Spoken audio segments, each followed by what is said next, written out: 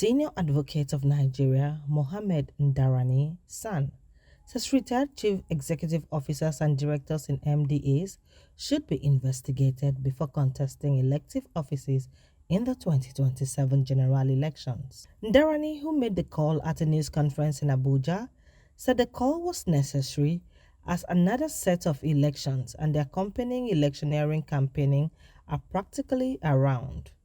He said it is mandatory for public servants to declare their assets under the Code of Conduct Bureau (CCB), but sadly, it is hardly the case, except there is reason to investigate the individual.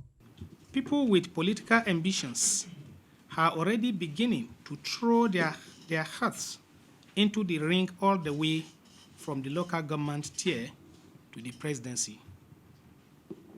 This will be an exciting time indeed, but Nigerians generally seems to be losing sight of a fundamental flaw in the whole processes. Among those expected to emerge as political gladiators will be, as is always the case, retired civil servants or those who resign from public service or political appointments. In Nigeria, it is mandatory for public servants to declare their assets under the Code of Conduct Bureau, that is CCB. It's a very sacrosanct law. It's a law that is very hard, that everybody knows.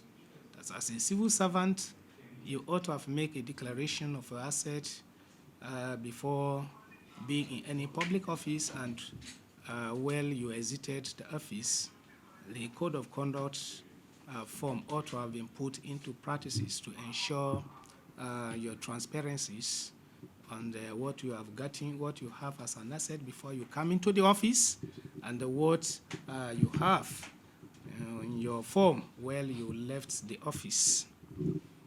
A most instructive questions here, however, is after they leave the services, what happens? It becomes a very mandatory question that once a public office holder leave the office, what are always coming aftermath or civil servants, a public civil servant. In the first instance, there are laws under the Electoral Act 2022 as amended guiding the finances of election campaigns. I could draw your attention to Section 88, subsection 2, 3, 4, 5, 6, 7 of the Electoral Act 2022 stipulates that the limits allow for election expenses.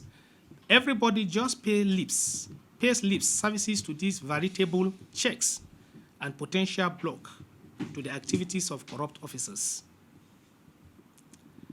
The reluctances and at times outright refusal by public officers to publicly declare and submit their asset declaration forms and other documents and comply with other provisions of Code of Conduct is responsible for the high level of corruptions in the public services of Nigeria. Sadly, though, our politicians have been known for flouting these laws with the total impunity. Many of them spent humongous amount of money and in the process stand the rest of the electoral laws on their heads. Also, political office holders do the same. They go into the political office with little or nothing to their names, but they come out with the huge assets and the monstrous amount of money stashed away. When they work their way into office, they plunder the treasury and divert money meant for constituency projects and other development projects into their personal accounts. This has to stop if Nigeria must make progress. Ndarani urged President Bola Ahmed Tinubu to apply the provision of Section 315 of 1999 of the Constitution as amended to address all legal issues. One of the fundamental measures that needed to be put in place is to ensure that all public servants are investigated on retirement. Political office holders should be investigated too, whether they are coming back for second tenure of not to learn the source of their current asset and incomes. Anyone who retire from public service and almost right away jump into partisan politics deserve what we call forensic examination of his code of conduct form.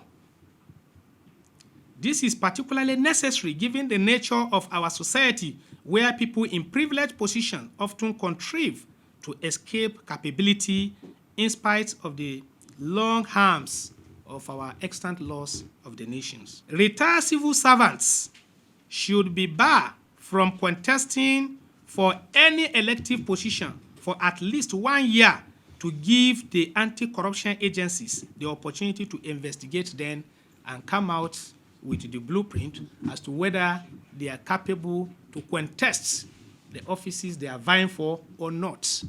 This will give us a form of a way of guarantee the transparency of what transpired while they were in office.